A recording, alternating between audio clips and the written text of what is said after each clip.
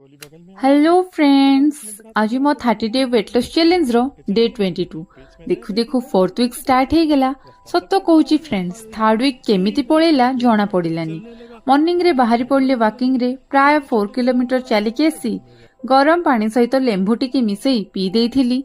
Breakfast रे खाइथिली डालिंबटे, lunch रे थिला भात डाली आउ भजा, इवनिंग रे स्नैक्स रे खाइथिली बुट चना, तापरे वर्कआउट टिके करिथिली। वर्कआउट रे जुम्बा डांस सह वेट लिफ्टिंग भी करिथिली। डिनर खाई सारी वॉकिंग रे बाहरी पड़थिली प्राय 2 किलोमीटर। आसिकी गरमा गरम क्षीर टिके पी देइथिली। आजिरो दिन तो एमती कटिथिला। आजिरो टॉपिक होउची metabolic slow down.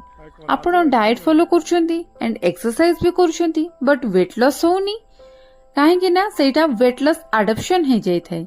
जेतेबेले long time आमे लो कैलोरी डाइट रे रहंती बॉडी ऑटोमेटिकली एनर्जी सेव करवा स्टार्ट करि दे थाए और मेटाबॉलिज्म स्लो हो जाय थाए।